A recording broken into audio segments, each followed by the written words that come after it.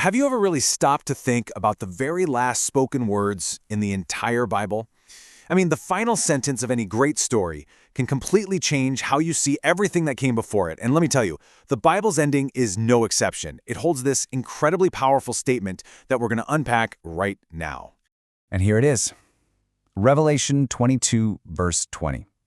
Now, on the surface, it seems pretty straightforward, right? A promise and then a plea. But, this is the book of Revelation we're talking about. There are always these amazing layers of meaning packed into just a few words. And this really gets to the heart of the matter.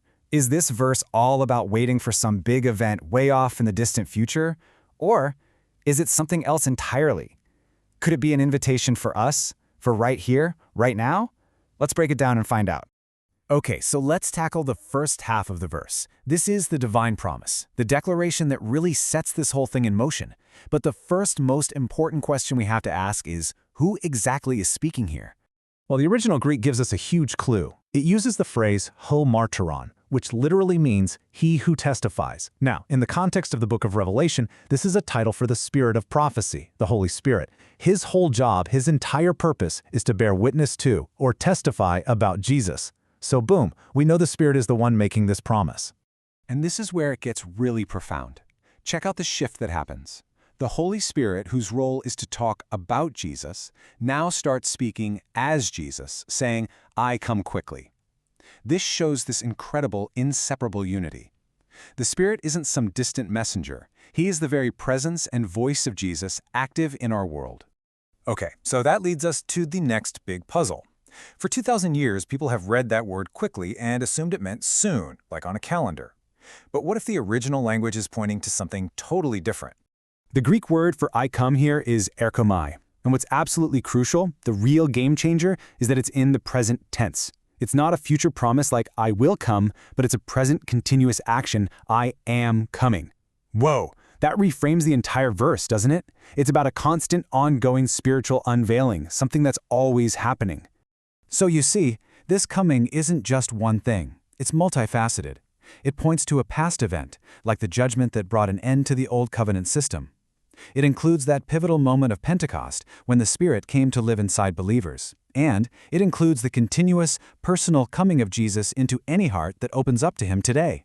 It's all of the above. Now let's switch gears to the second half of the verse and see how it builds on this idea. So after that divine promise, we get the human response. This is the plea, right? The echo from humanity right back to God. And this just illustrates the dynamic perfectly. It's a conversation, a call and response. On one side, you have the Spirit declaring, I am coming. And on the other, the bride, which is a symbol for the church, for all believers, responds. And just look at how perfectly her reply mirrors the promise. This is so important. This is not a desperate cry for rescue like, get me out of here. Not at all. It's a joyful, unified yes. The Spirit and the bride are in perfect harmony. They're both calling for the exact same thing, for the fullness of Jesus' presence to be made real, right here, right now. It's like they're praying together, thy kingdom come. So when we put these two halves together, the true meaning of the Bible's final words really starts to shine through. It's not about escaping the world. It's actually about transforming it from the inside out. One source just captures this idea so perfectly. It's not about escapism. It's an invitation to enter his presence now, to live in the victory that was already won, and to welcome his reign not as some far-off hope, but as a living reality in our own hearts today. So, to kind of sum it all up, you can see this coming in three interconnected phases. He came, once and for all, at the cross. He comes, continually, right now through the presence of the Spirit. And he will come, progressively, until his presence fills absolutely everything. It's a past, present, and future reality all wrapped up in one. So the natural question is, how do we access this ongoing reality? What's the key? Well, the final piece is recognizing that Jesus himself is the door. He's the entry point. Experiencing his ongoing presence isn't about a formula, it's about entering through him by faith. And so that's the thought I want to leave you with. If the very end of the Bible isn't about just sitting around and waiting for a distant future, but about actively participating in a present reality, if Jesus is always constantly coming into our world and into our lives, well, how does that change the way we live right here, today? What does that change for you?